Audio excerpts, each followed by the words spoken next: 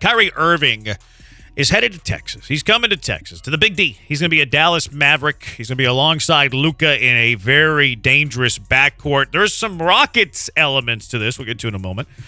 I don't know how you feel about this trade, Blinkers. I personally like it from a Dallas point of view. From a Dallas point of view, I'm puzzled. I think it's an improvement in terms of overall talent level on the roster because they were looking for that second go-to guy. But you got two guys that are just massive ball consumers that have the ball in their hands and have to have the ball in their hands in order to be at their best. And I'm just questioning how it's going to work and who's going to be the primary ball handler. And their usage rates are the two highest in the league. On paper, it looks great because I think, and Dinwiddie has been good for them, but my takeaways early were, one, I was shocked because you got another point guard. And two, I was shocked that Brooklyn didn't get more for him. But overall, I credit Mark Cuban for going for it. Mm-hmm. I don't think he gave up too much to get him. If it works out for him, it's a home run hit out of the park for years. If it's not, you pull out after this year. That's my stance too. Like the chances of this working are probably very, very slim, but it's boom or bust. It's kind of like the Houston Texans quarterback situation next year. Like find boom or bust. This roster that Dallas had wasn't going to win a championship. Right, that's what I'm saying. And this might make him a contender. Making the trade improves their odds of winning a championship. And what are you trying to do if you're Dallas? You're trying to win a championship. You don't care if you're the fifth seed and get ousted in the first or second round. You're trying to make a deep run in the playoffs. So trading for Kyrie Irving gives you the possibility to make that deep run, at least increases the odds of you making that deep run. And if it doesn't work, okay, it's final year of his deal. You're out of it. You reset that roster because you weren't winning with that roster anyways. To me, it's very, very low risk, high reward. It's worth the shot. Where I disagree is that I think this. We all know how this really plays out, though, right? They have a good second half of the season. They make another push in the playoffs. Everything's fine. Sunshines and roses. And then you give Kyrie Irving a 4-year contract. And what happens next? Without the stipulations. Because let's be honest. The reason why he has to be traded is because they were talking about an extension. And the Nets, wisely on their part, said, well, we'll give you the extension, but we're going to put a whole bunch of clauses in the contract so that if you act up again and go AWOL and need time off for this and that and don't feel like doing this and that we're not going to pay the price. And he balked. He got mad. He asked for a trade. I think he did it with a leverage in mind that they were going to come back and just take those clauses out. And instead they said, you want it? You got it. You won't play till we trade you. And we are now trading you. Mm-hmm. And then left in the background is Kevin Durant going, what the hell did I just get in? What did I get into and what's going on? You think he gets moved?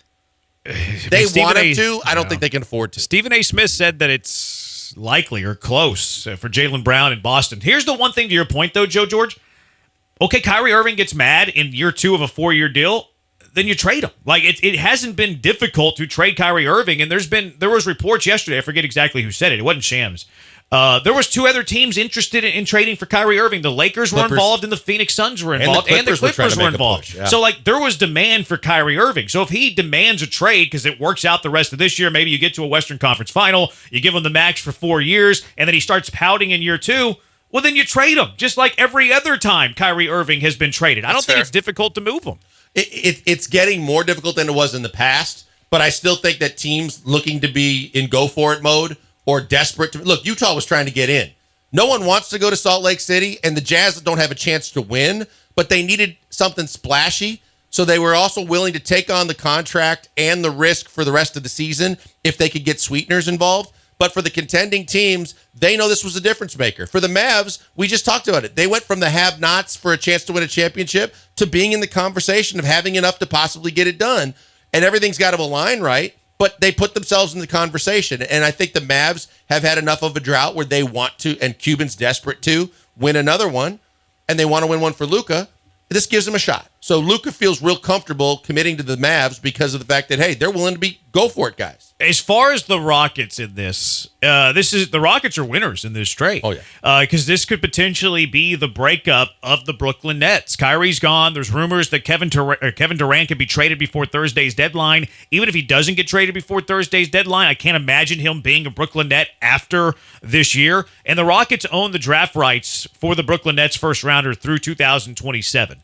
I doubt that they have the right to swap this year. They're not swapping this year. But next year, they get Brooklyn's Brooklyn's first, and then 26 they get Brooklyn's first, and 25, 27 they have the right to swap. So the Rockets are rooting for the demise of the Brooklyn Nets. Harden's already been traded. Kyrie Irving has now been traded. Ben Simmons is untradeable. And then there's one more big domino to fall with Kevin Durant. We could potentially be looking at the demise of the Brooklyn Nets, and the Rockets own their first-round draft pick through 2027. The Rockets might be the winners of this trade that just went down. They legitimately could. But here's the thing. If you get a Jaylen Brown in return, I think that you're building a younger core guy that, as good as he's been with Boston, he might be able to take it up another level. But he's going to give you a go-to guy.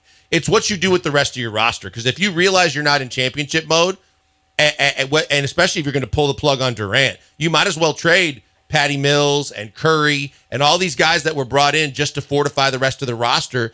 And you still have some guys like Claxton that you can keep as your young, up-and-coming development center, and some pieces where you can be competitive. Simmons is going to be the anchor that kills you because evidently they're trying to shop him first, and there's no interest across the league, and rightfully so. He's scared to shoot the basketball, which is crazy in an NBA league where everyone wants to shoot. Yeah, and he's got big money. Like, that contract is so much for Ben Simmons. I don't mind Ben Simmons as a complimentary piece. Right. If he's a role player or like a $10 to $12 million a year guy, even an Eric Gordon salary, I'm great with all the other things he does. I can't stand it if he's a max dude and won't shoot the basketball. Yeah, he shouldn't be a max dude. But this is exciting for the Rockets. Are they going to be the Celtics? Are the Nets going to? The last time the Brooklyn Nets did this, they traded all these first-round picks for KG and Paul Pierce. And the Boston Celtics used those first-round picks because the Nets were trash to get Jaylen Brown, Jason Tatum, and trade for Kyrie Irving. They got that from trading away Kevin Garnett and Paul also remember Pierce. that the guys That's that you crazy. said they added with the caveat that Ainge also played the Sixers like a fiddle and got an extra first, which helped them get one of those players. So, yeah, the ability is there for this to be a complete rebuild situation. But look, to Jeremy's point, the Rockets could end up winning this because they might just clear house. They might just start unloading every veteran on the planet that they have on their roster for draft picks and expiring deals and end up really sucking. But the thing is, you don't want them to suck for the rest of this year. You want them to suck for the next two. Yeah, I mean, the Nets right now have a good record. Like, they were 34-20 when I looked over the weekend. I don't know if they played Durant since then. being out for the last 3 weeks. That's what's crazy about this is they could blow up this team with a team who's top 4 in the Eastern Conference. And I don't really like the Brooklyn return of this. Like, Dinwiddie's a fine player, but I think Dinwiddie's are kind of dime a dozen. Dorian Finney-Smith, good defensive player. But then the draft picks you got 2 seconds, who cares? And then you get a 2029 draft pick that's unprotected in Dallas. Now, maybe that could turn into something in 2029 because it's so far down the road. But from a Rockets point of view, I don't care what the Nets are doing in 2029. I own their picks through 27, so I couldn't care less that they had that 29 first, unless they use it as a trade bait. That's a 7th grader currently. Right. Just for reference. My goodness. Is it really? Yeah, it is. How can you trade a first rounder 6 years away? That's wild to me. I think that's the last year you can do it because the 6 Lakers were years? offering their 27 and 29 picks. Yeah. That's too far. MFL's what, 3? I think so, yeah. Like 3? It's 3, but it changes as soon as the draft starts. Where are you on I the thought it was fact the calendar, the league that calendar. Brooklyn's owner decided to tell Sean Marks, their GM, you can trade him anywhere but the Lakers because that's where he wants to go? Yeah, I think it's negligence by Brooklyn. I think it is too. I think it's stupid. I understand that Why? it's personal now and you don't want him to go where he wants to go. But if they were offering you more or a better deal, That's why. But I think it goes past that because aren't you hoping to keep Kevin Durant in some way, shape, but you're or form? getting a better deal, so you're Yes. getting better players. But what did Kevin Durant do? He ran away from Russell Westbrook. You want to put Russell Westbrook and Kevin Durant together again? Well, KD I left think- Oklahoma City as fast as he could because he didn't want to play with him Oh, anymore. you're saying that you could make that trade without including Russell Westbrook, though, couldn't you? But that's what yeah, the but you'd have offer to include was. like Anthony Davis or something. It was Russell Westbrook and 2 firsts for Kyrie Irving. No, it was what's the kid that's hurt right now? and Austin Reeves. And there was one other player. So they were getting Russ back? Yeah. Yeah, that was part of the okay. deal. I don't know if that's a better deal then. I think that because the sell to KD is just deal with Russ for the end of the year, and then we get all that money, and we'll go get another substantial free agent in free agency. That's fair. Could you buy him out? Oh, sure you could. Yeah, So you that's could a lot of money, you but could yeah. trade But the for Bulls Russ. are talking about doing the same thing.